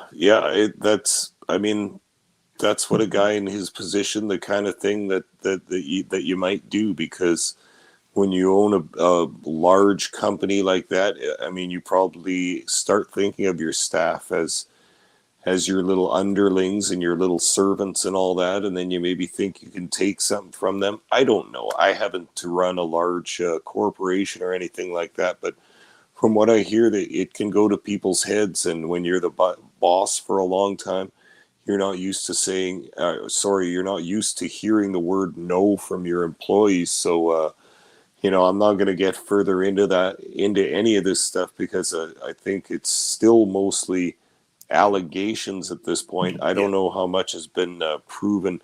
There probably will be a court case at some point where we can see if some of the, if some of this stuff is actually entered into disclosure or whatever. But yeah, it was an interesting story this year that he actually stepped down, and then now it sounds like he's not so pleased with having stepped down. Yeah, of course. Again, the old man's itching to get back into things, and again, that's all we really need to say on the subject. Again, we're here for party time, Pop Smoke. So we definitely can't go out on a somber note like Vince fucking McMahon. That guy can't ruin the programming here. But again, we had to touch on it. It was big news from 2022. But let's start thinking forward. We're going to go forward again. New Year's Eve is coming up. I'd imagine Pop Smokes, New Year's Eve. You're a bit of a party guy. You going to be throwing back the beers, hitting up a little bit of the Papa Smokes that night. And look at this. Look, swinging on in, Chris Parrish. Parrish, if you're at home, my man, grab a beer and get your ass in here. Come join us on screen. Have some fun. But thanks for joining in. Either way, happy to see you here, my friend. But yeah, Papa Smokes, New Year's. You rocking it out? Are you working on New Year's Eve? What are you doing? Well, I'll be working in the daytime, but I am a party animal. You know that, Munson. But New Year's Eve isn't one of my favorite evenings to go out. You want to know why? Because that's when all the part-time party people come out. Yeah. And that's when people are puking on the floor and stumbling around. That's the night where you got to wait in line to get a drink, wait in line to go to the bathroom, wait in line to get a cab home or whatever you're going to do. It's a pain in the ass, man. So I don't like being out on that night with all the other part-time partiers or the people that just say, oh, well, I'll go out this one night a year because it is New Year's Eve. No, that's not who I want to be with. I want to be with the people that don't care what night it is. That's when the best time to have a party.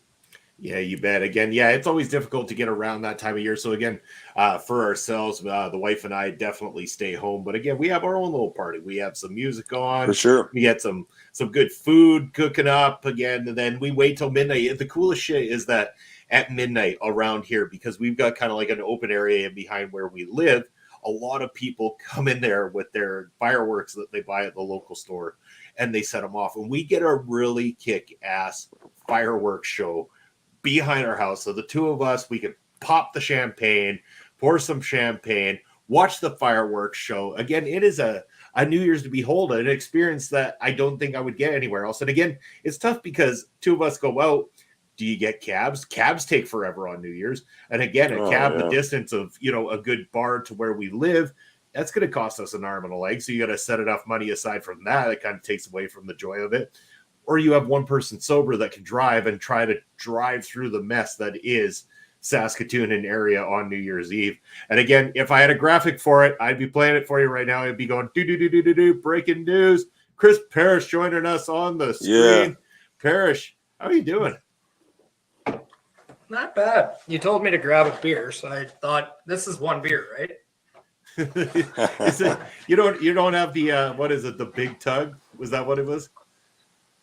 It was a fat tug. No, that was a one-time fat special. tug. Oh yeah, that's right. Yeah. That was only on Christmas Day. Parrish was a fat tug in his mouth. That's right. Down to like a champ too. Sucked her right back. Hey, it was a lot better than this buttered bread with ketchup crap that you were talking about. Man, that was an awesome spot on the show. That was fun.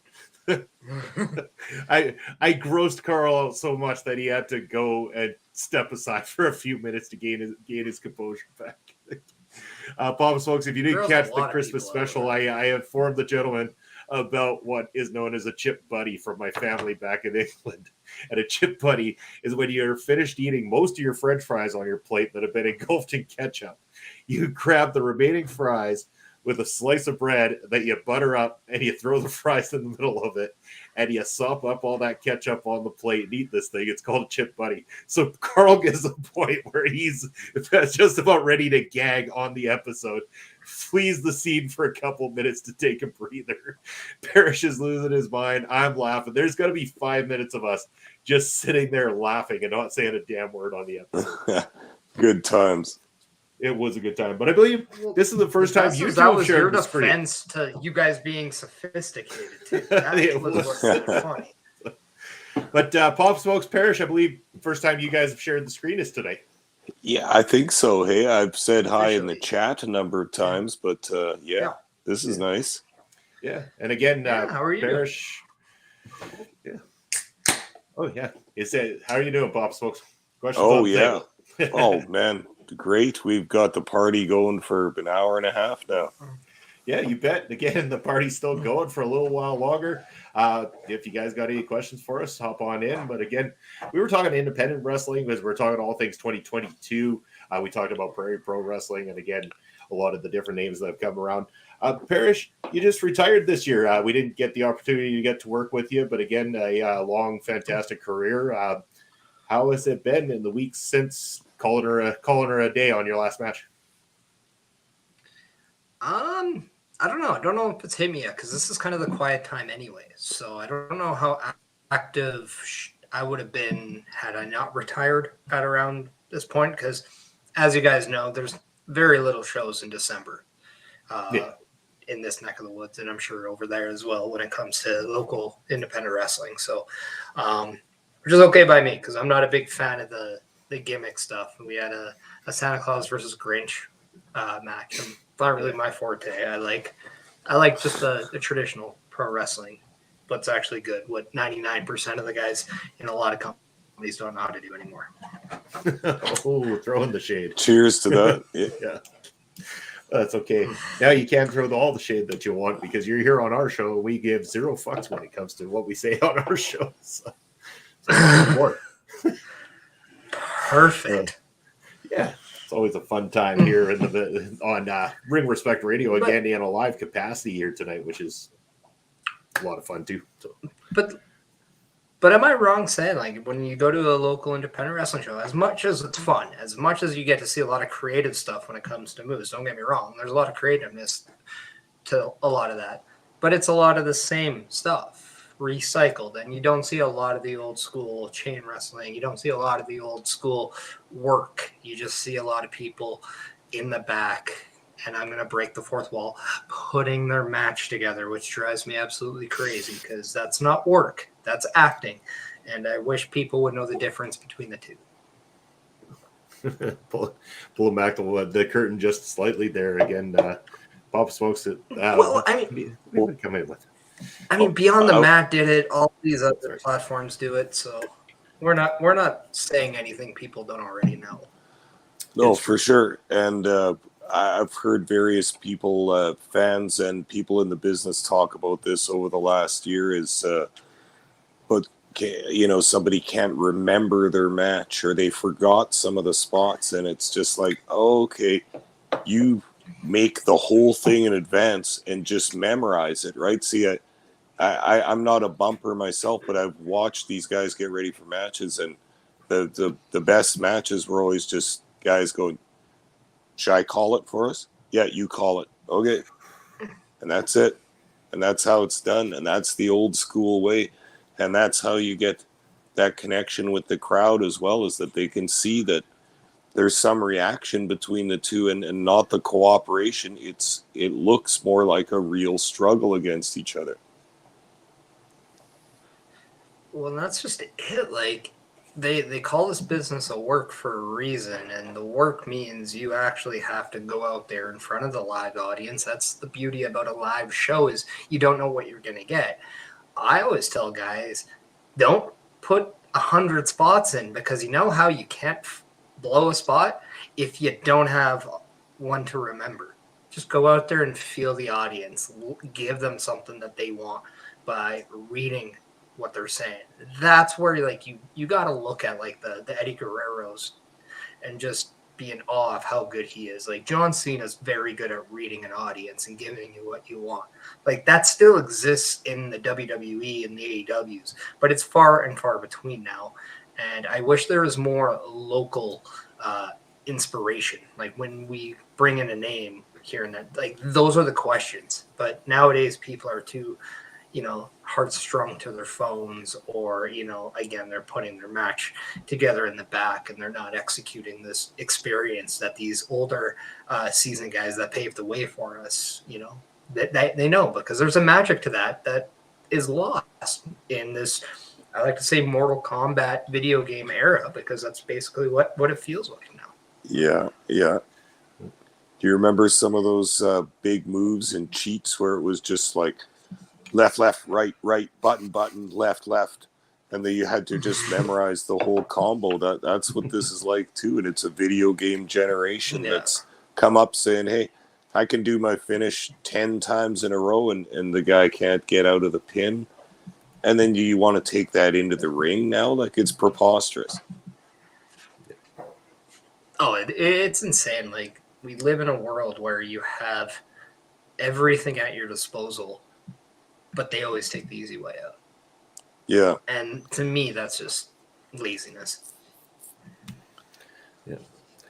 But not everything out there is lazy, of course. Like, I mean, there is a lot of it definitely seen, but there's been, especially in 2022, a lot more to look forward to, and a lot that we can look forward to going into 2023. I want to ask you guys, what are you most looking forward to in 2023? Any particular wrestler, any particular company that you see on the rise?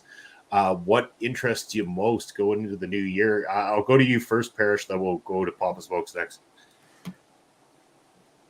I'd like to see who is going to be the first person, and I think I can say this with you guys not being that far away distance-wise. I want to see who the first one to bet on themselves and get out of this scene and try to make it big is.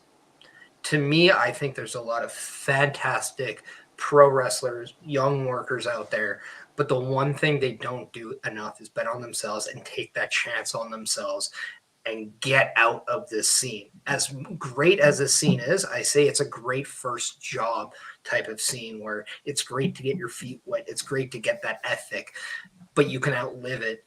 And there's so much more, whether it's the Mexicos, the Englands, whether it's the States, which I think is the money bed to making it big. I want to see who the first one that makes it big is out of the local scene, because I do think it's time that people either bet on themselves or they do what I do, and that is allow other people to do it instead. That's a really great answer, actually. Yeah. Papa Smokes, yourself, what are you looking forward to 2023? Well, I was just thinking of what Paris just said too, and I'm wondering about. There have been a couple of female wrestlers from Alberta and BC that are starting to get bigger, right? Like making it out of the scene. I'm thinking about. Is it Ava Lawless and a couple of those other girls, even including Zoe Sager too? They're getting more work in different states and down south and all that too. Like, you know, maybe like the same route that Ataya Valkyrie took too, from Canada down to Mexico, get some experience, and then start getting some looks from the major companies, and that's pretty exciting too. Another guy I could see from around here, and I'm sure you also know this guy too, Parrish, is Sean Moore, because he's going hard. That's a guy that's betting on himself. Like this last 2 years, you can see the change in that guy. You can see the change in his physique, and then his ring work continues to get better. And it's been so exciting having him at the last couple of PPW shows, because this is a guy, I don't think he intends to stay around here for much longer.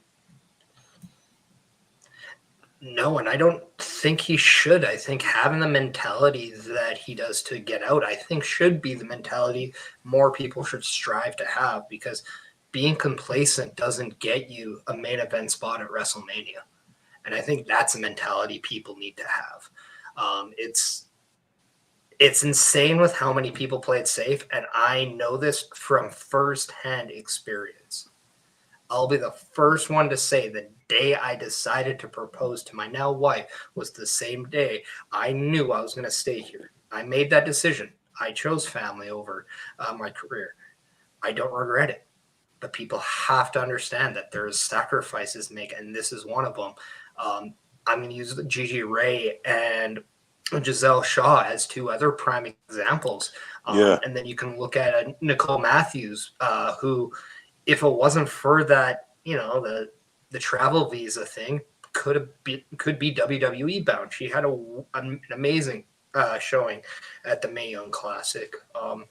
And then now we're seeing a lot of male guys also, whereas, You mentioned Sean Moore. The guy is a machine. I said to him, he is the Kurt Angle of our local independent scene. That's how good I think the guy is. Yeah, I mean, Sean Moore is absolutely fantastic. And like Papa Smokes was saying, it was, an honor to have him at Prairie Pro Wrestling. We weren't sure if we were ever going to get to see him again in a Saskatoon ring. And when he came back, what a phenomenal treat it was for the fans. And he's put on nothing but phenomenal matchups here in a Prairie Pro Wrestling capacity. And another guy. If I was to give you. Go ahead. Go ahead.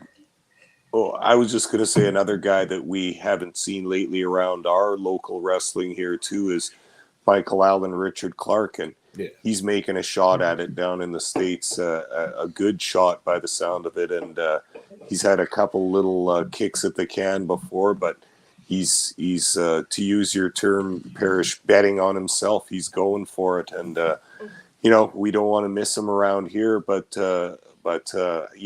always will support a guy in making that shift upwards and forward instead of backwards, right?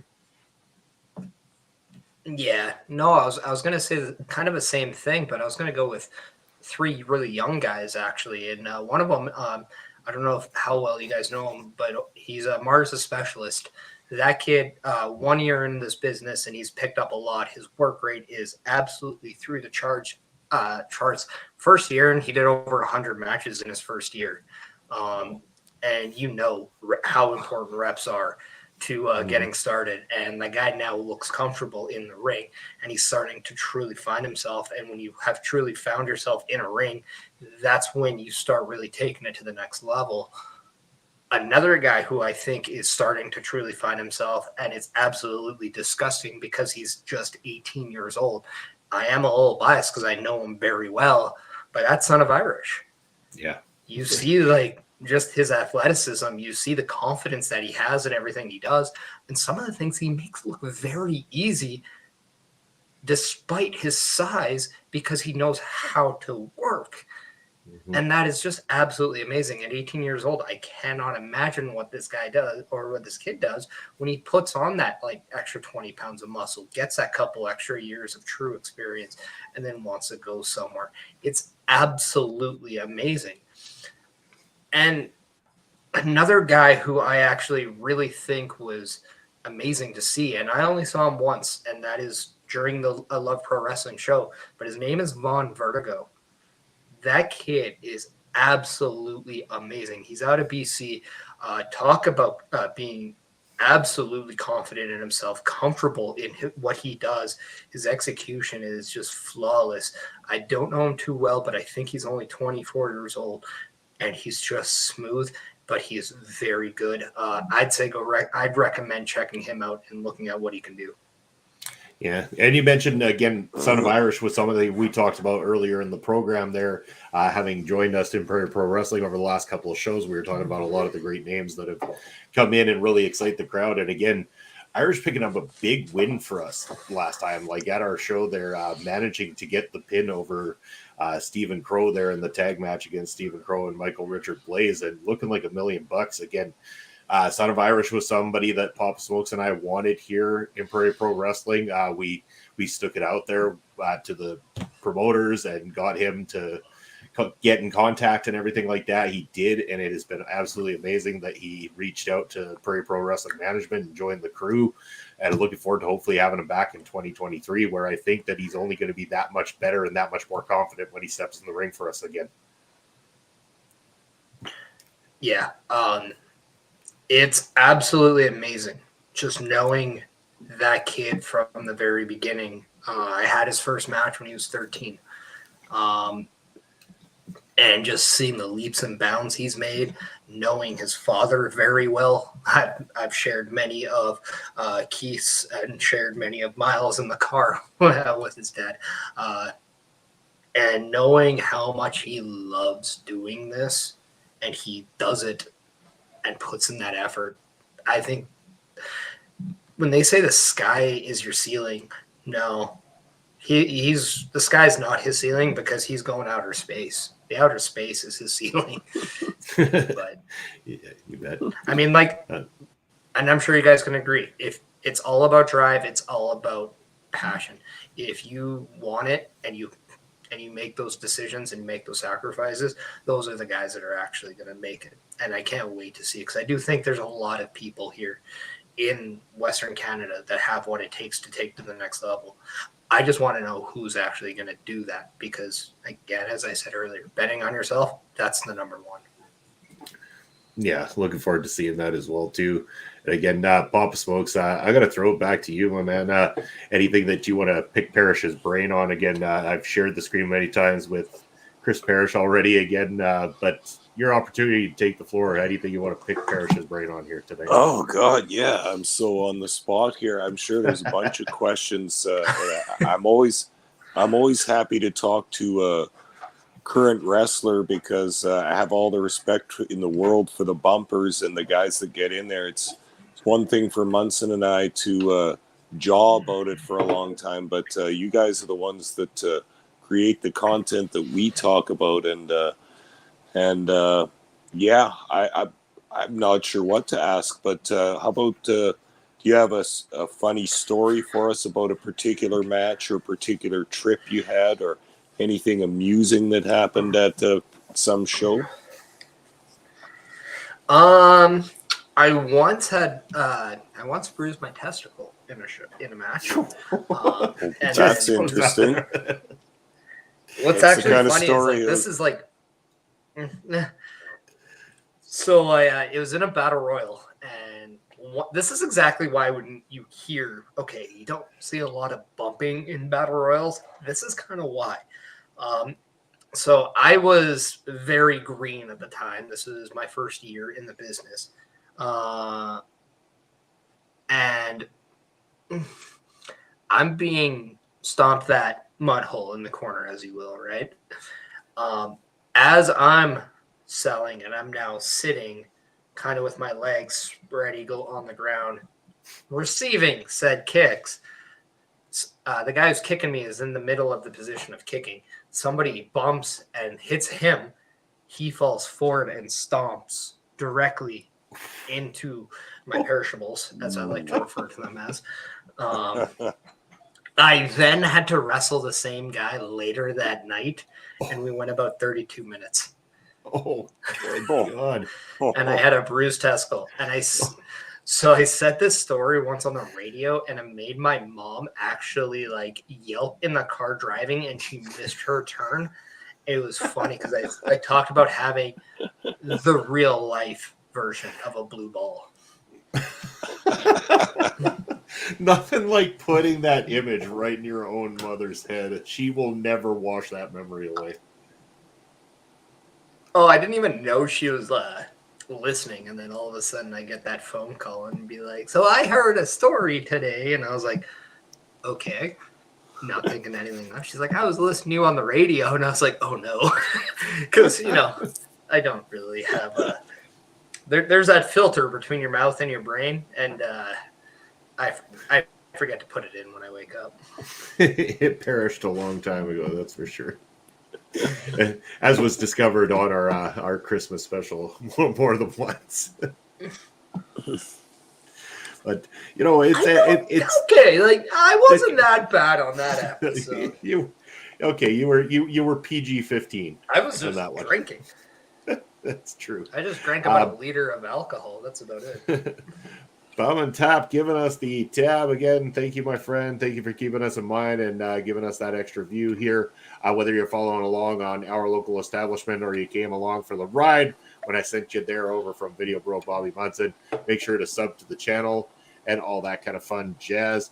But yeah, we're coming up to the 2-hour mark here, guys. Probably bringing it to an end. 2022, 2 hours sounds like it's that's perfect send off there for us. It's been awesome. I'm really glad that we got a special guest to run in towards the end of the show. This was a great opportunity as well too, because it fit the theme. We were talking all things independent wrestling, so it was awesome to have you here. Through the invite. Yeah, again, we've been wanting to have you on an episode, and it just having to work out this week, which has been fantastic. So before we go, Parrish, where can people find you coming up this in the next little while? You can find me. Oh, there it is. The fancy. Follow me on the Twitter at Chris Parrish. You can follow me on the Twitch at the Chris Parrish. You can follow me on the Instagram at Chris.Parrish. Follow me on YouTube at Chris Parrish. And then anywhere our local establishment, because every Sunday I'm with this guy right there busting out, and we're doing a New Year's Day episode, which is going to be a lot of fun because if it's anything like the Christmas episode, we're going to get banned pretty damn quick. But yeah, what better way to ring in the new year than a couple of guys who like to get drunk and eat buttered bread with ketchup? Yeah, that's right. It's going to be a phenomenal time. Papa Smokes, speaking of phenomenal, where can people reach out to Papa Smokes if they got something to say? Well, as usual, I'm on the Elon Musk Freedom Network, $8 a month, also known as Twitter, at smokes_papa. I'm also on Twitch at papa_smokes_. Perfect. And that's where you'll find me right at the bottom there. Aside from that, you can find me on various shows throughout the week here on our local establishment. This week alone, Monday night, I was joined with Melville Collins for a show we call Love Your Health. And again, we're trying to encourage everybody to get healthy in the new year. As I'm sitting here drinking on screen tonight, not exactly a best role model for it. But again, the new year coming up. So again, we want you to be in your best health. And again, join us on, continuing to increase your health in 2023. I can also be seen on Beats and Beatdowns with Carl Carafel on Wednesday nights. That show kicking right along in season number 2. And again, as Chris Parrish said, you can catch us on Sundays, busting it out. The New Year's Day special coming up. At Papa Smokes, you and I are going to be back to regular Fusion episodes as of next week. They will be returning with the big matchups. Jacob Fatu taking on Willie Mack. And again, the World Heavyweight Championship match. The Judge, EJ and Duca getting his opportunity against Alexander Hammerstone. Looking forward to being able to talk about that. But again, in the meantime and in between time, folks, thank you for tuning in today. Happy holiday season. Happy New Year. Happy everything coming your way. Have yourselves a good night. Take care, and we'll see you real soon. Bye, everyone.